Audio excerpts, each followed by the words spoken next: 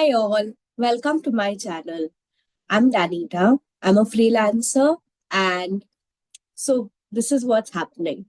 I'm finding it very difficult to stay consistent on YouTube. Um, with so many priorities, client work, and all of this, I'm neglecting my channel. And because of this, I'm doing a lighter version of the 75-day hard because I feel like 75 is a big number and 75 days, like it feels like I'm aiming too high. So I'm doing a easier version of the 75 days hard challenge. All right. And this lighter version is the 15 days not so hard challenge. Now, so that I should be consistent on YouTube, what I'll do is I'll record one video every day. And usually, what I used to do while recording YouTube videos was I was like, I don't like to half-ass things, right? It either has to be very good or it doesn't happen. So earlier when I used to record YouTube videos, there was a lot of research that went and a lot of things that happened behind the scenes. And now, since I'm doing the 15 days challenge, and since I want to get into the habit of creating and I want to kick procrastination, that's my dear friend these days for YouTube. So I'll be recording one video daily. And now I don't, for the next 15 days, what I'll do is I'll just share the things that I do in my business and lessons that I learned. All right. So for today is day one. I think I should just, I'm using this whiteboard from Canva so that I can keep a track of my days. All right. So today is day one. What's the name? Day one of the 15 days. And the lesson that I'll share today about freelancing, my insight is always be cheap. Now, story time. Let me tell you why this was a big lesson for me. So, first, let me tell you what I do. So, so you have some background for the story. All right. So, I am a copywriter and I'm a marketing strategist. And what I do is I write content for websites, landing pages, pitch decks, blah, blah, blah. And apart from that, what I do is I help clients um, figure out marketing. All right. That's the easiest way of putting it out. So, what used to happen is since I have fixed retainers, all right, I have fixed retainers, I got lazy. All right, I got lazy. And when I hit, just to make it more clear and fun, okay, money spelling is also wrong. Wow, what a start. All right. So, what used to happen was I used to, I have fixed retainers, right? So, because of these beautiful, amazing clients who choose to work with me on a month basis, what happens is I have a fixed sum of money that I know comes in my bank every single month. And because of this, what happens is I don't uh, chase more clients because I'm kind of content with the money I'm making, to be honest. Now, because of this, what happens is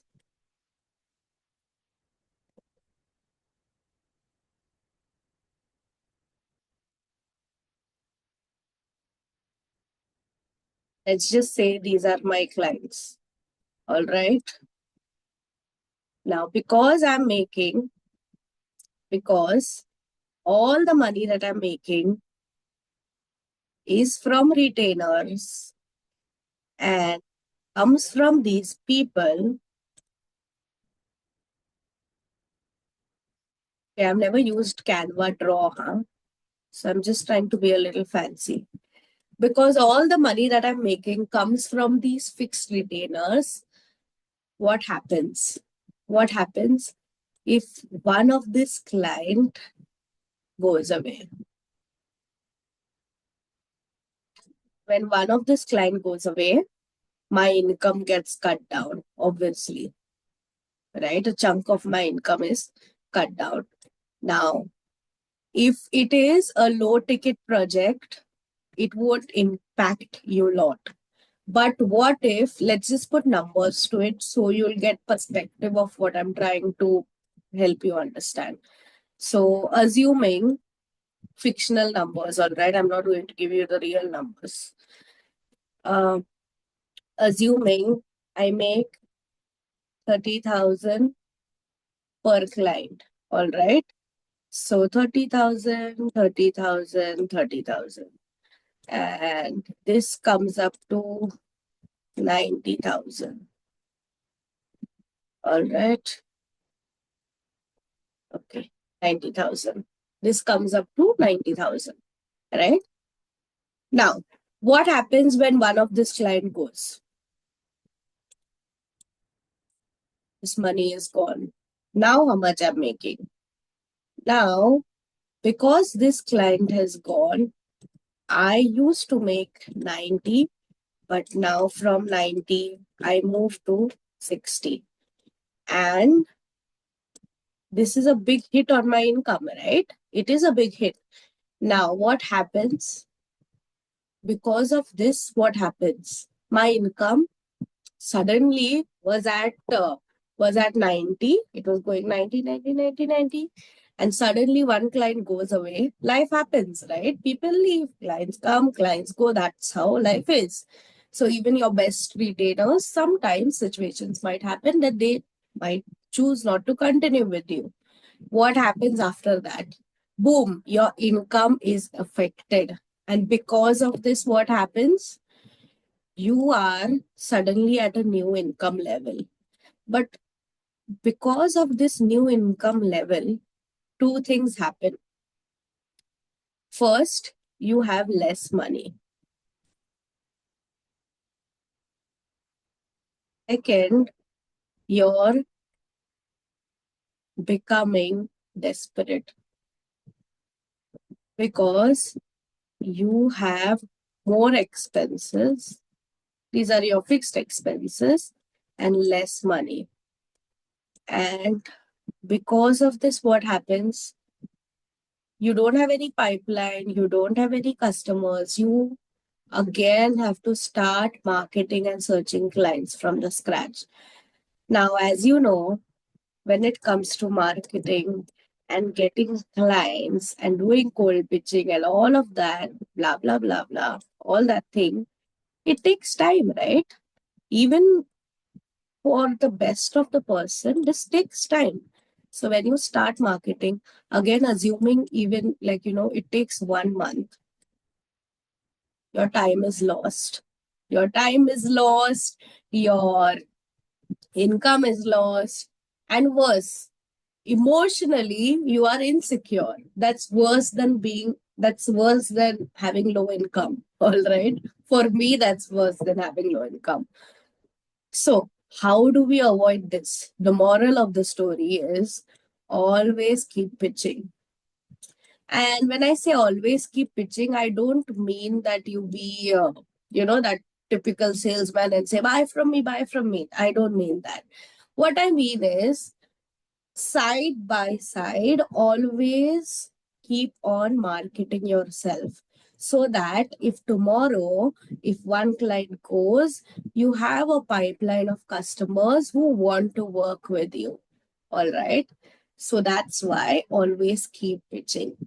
This lesson is applicable for people who are working with high retailers, like high ticket clients. If you're working with high ticket clients, now high ticket means different things for different people, all right? Let's not get into that debate. But if you're working with the high ticket clients, you're working with few clients over a fixed period of time, and basically that client is those group of clients is only your sansar. Stop. Start marketing and find new clients, because what happens is when you're only depending on money for let's just take this example. When you're only depending on your income for from these three people, your negotiating power is less. You don't have control over negotiating, right?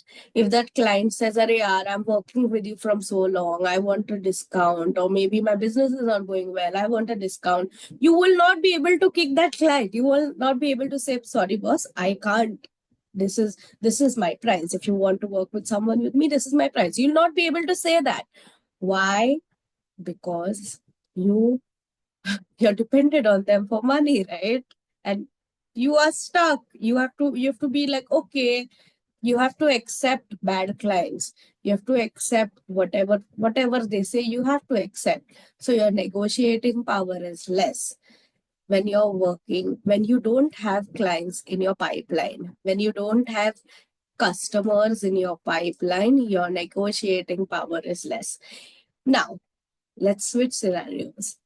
This client says, "Oh, you're too expensive. I don't want to work for you from you." Or maybe, "I want to work with you at a better rate. Give me a better deal. Give me a better discount, blah, blah, blah." And they're saying, "I can't afford to pay you 30,000. Please, let's do it in 25." If you have a fixed flow of customers, what would you do?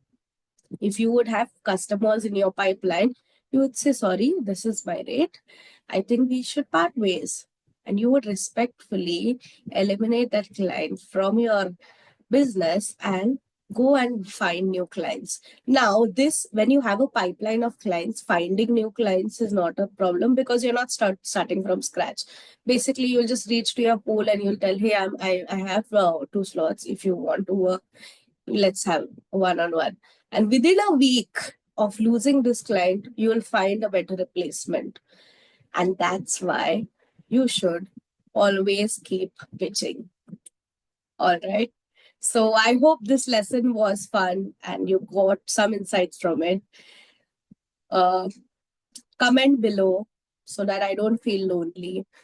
And let me know if if you have any experiences about this, on this.